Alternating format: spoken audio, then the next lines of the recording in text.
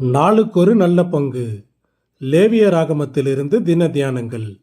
இன்றைக்கான வேத பகுதி லேவியராகமம் 2வது அதிகாரம், வசனங்கள் 1 முதல் 16 வரை. போஜன பலி, ஒரு பூரணமான வாழ்க்கை. ஒருவன் போஜன பலியாகிய காணிக்கையை கர்த்தருக்கு செலுத்த வேண்டுமானால் அவன் காணிக்கை மெல்லிய மாவாய் இருப்பதாக. அதை பலிபீடத்தின் மேல் ஞாபகக்குறியாக தகனிக்க கடவன். அது கர்த்தருக்கு சுகந்த வாசனையான தகன பலி. வசனங்கள் 1-2. இந்த பூமியில் மானிட சரீரத்தில் வெளிப்பட்ட கிறிஸ்துவின் பரிபூர்ண நடத்தையை போஜன பலி தெரிவிக்கிறது. இது ஓர் இரத்தமில்லாத பலி. இந்த போஜன பலியானது மெல்லிய மாவு, எண்ணெய், தூபவர்க்கம், உப்பு ஆகியவற்றை கலந்து செய்யப்படுகிறது. மேலும் போஜன பலியாக முதற் பலன்களை படைக்க நினைத்தால் அது பச்சையான கதிர்களாக இருக்க வேண்டும். மெல்லிய மாவு கிறிஸ்துவின் பூரணமான மனித தன்மையை பிரதிபலிக்கிறது.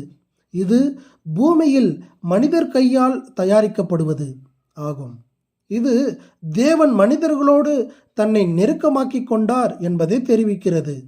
இது நிமித்தம் அவர்களை சகோதரர் என்று சொல்ல அவர் வெட்கப்படாமல், நானும் தேவன் எனக்கு கொடுத்த பிள்ளைகளும் என்று சொல்லி இருக்கிறார் என்று எபிரேயர் 2:11-13 வாசிக்கிறோம். பச்சையான கதிர் அவருடைய வாழ்க்கையின் முக்கியமான இளமை பருவத்தை சுட்டி காட்டுகிறது. அவர் பரிசுத்தரும் குற்றமற்றவரும் மாசில்லாதவரும் பாவிகளிடத்தில் பேசி பழகினாலும் பாவிகளுக்கு விலகினவராகவும் இருந்தார். எபிரேயர் 7:26. எண்ணெய் பரிசுத்த ஆவியானவருக்கு அடையாளமாக வேதாகமத்தில் பல தடவைகள் சொல்லப்பட்டுள்ளது. கிறிஸ்து பரிசுத்த ஆவியானவரால் அபிஷேகம் பண்ணப்பட்டவராகவும் பிதாவோடு நெருக்கமான தடையில்லாத ஐக்கியம் உடையவராகவும் திகழ்ந்தார்.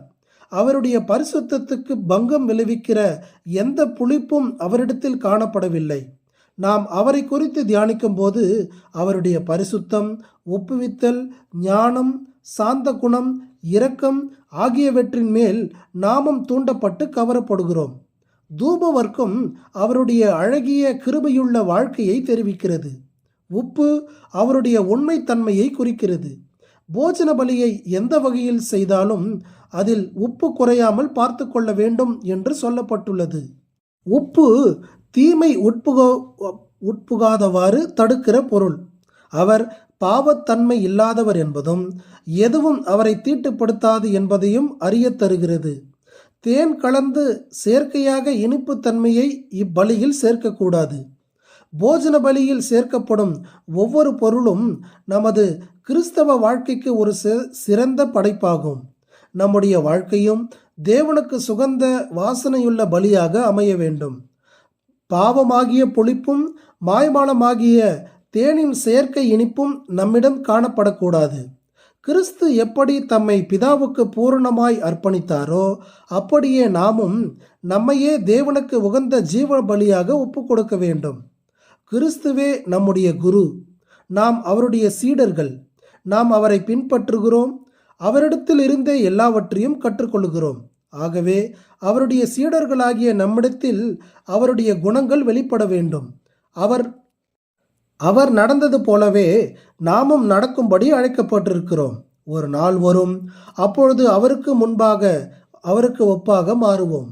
அதற்கு முன் இந்த பூமியில் வாழும்போதே நம்முடைய வாழ்க்கையின் ஒவ்வொரு அம்சத்திலும் அவருடைய நற்குணங்களை பிரதிபலித்து காட்டுவோம். ஆமேன்.